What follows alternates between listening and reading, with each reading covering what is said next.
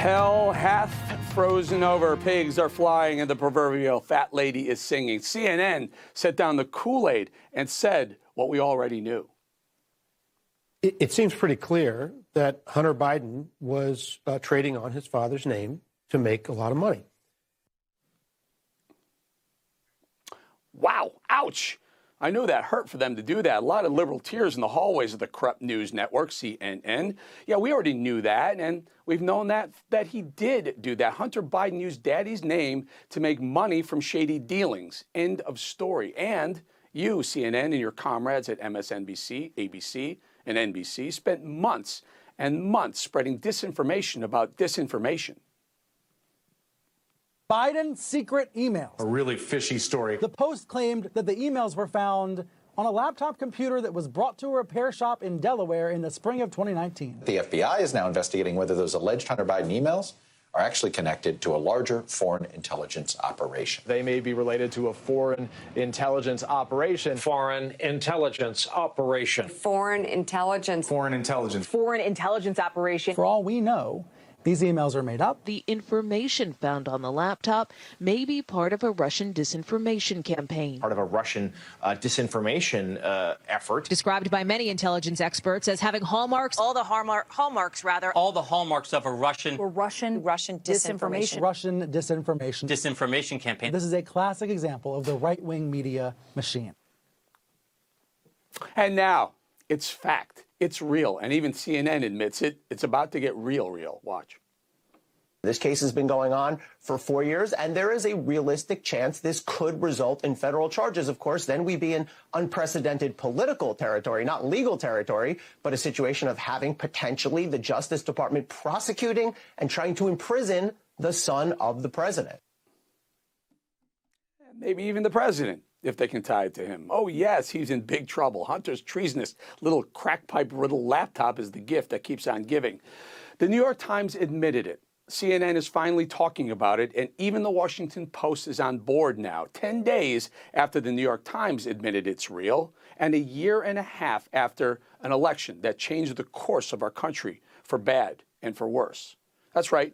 In a piece about Hunter Biden yesterday, the Bezos Post wrote, quote, a Chinese energy conglomerate paid $4.8 million to entities controlled by Hunter Biden and his uncle. Court documents and newly disclosed bank statements, as well as emails contained on a copy of a laptop hard drive that purportedly once belonged to Hunter Biden. There it is in beautiful, undisputable black and white, folks. Hunter Biden made nearly $5 million in retainer and consulting fees from a Chinese energy company. We knew this 532 days ago, but the left was desperate to hide it from us. Take this in. The president's son made a killing rubbing shoulders with powerful international companies and people, while Daddy Biden was the chair of the Foreign Relations Committee and vice president. And now it's time for accountability. And boy, do I have some questions like this one. Why did the New York Times use a moment of war to finally admit the truth about Hunter Biden's laptop from hell? And this one. Think about how many people of influence actively work to bury this story. Imagine the level of conspiratorial cover-up. If the left wants a real collusion story, not a fabricated one, a specialty of theirs, this is the collusion story of all collusion stories, my friends. The DC media swamp trap, DC intelligence, big tech firms, they knew and they made it go away, buried under their swamp water, blatant, unadulterated collusion. And this has me really worried. As we actively defend ourselves against potential Russian cyber attacks, is our top-level intelligence even reliable? I'm kind of freaked out, angry, and confused. More than 50 former senior intelligence officials signed that letter saying they believed that those emails belonged to Joe Biden's son, that this story has all the classic earmarks of a Russian information operation. I'm worried about our country's intelligence. So 50 of the upper echelon of our espionage has no clue about what is Russian disinformation or what is real. I'm worried, and so should you be. And then there's this. You can't trust mainstream media. You can't trust big tech. You can't trust everyone and anyone actively working to quash the story because it didn't suit their political narrative. And then there's this. Just how much did Daddy know? How much did VP Sleepy Joe Biden gain from Hunter's shady dealings? Hunter Biden took advantage of his daddy's name, and Daddy not only knew about it, but lined his own pockets likely too. And then there's this. Hey, media. Where are the retractions and the apologies? Those corrupt media outlets peddle a blatant pre-election lie over and over and over again. Where's the accountability? A little reminder, a shame gallery, so to speak, of the leftist media's greatest Hunter Blunter hits. In October of 2020, less than a month before the presidential election, MSNBC executive producer Kyle Griffin peddled lies, tweeting, quote, "The Trump campaign claims Facebook is censoring journalism because Facebook plans to limit the spread of the New York Post report. That is not censorship. Facebook is under no obligation to allow a disputed report that appears to contain disinformation to spread on their platform."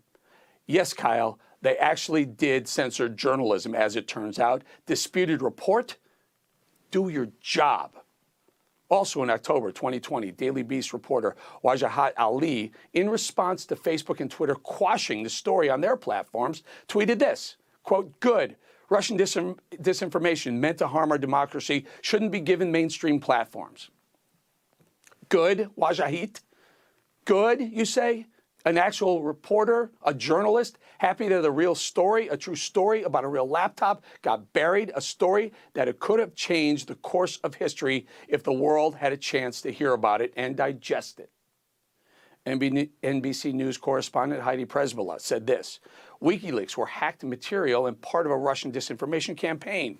It became egg on every media that ran breathlessly with it. Hey, Heidi, how do you like your eggs? Scrambled? Sunny side up? Probably hard-boiled.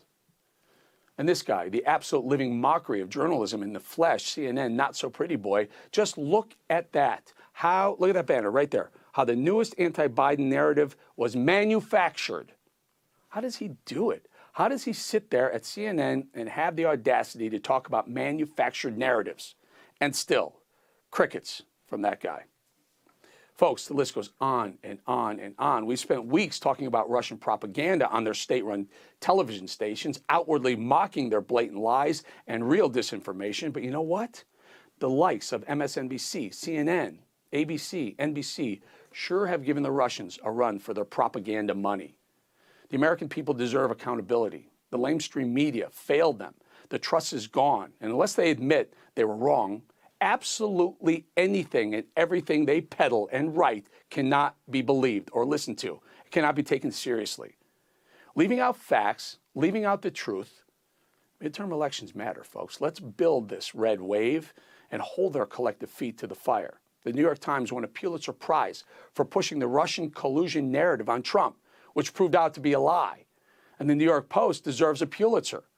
But what it'll probably all have to settle for is well-earned vindication.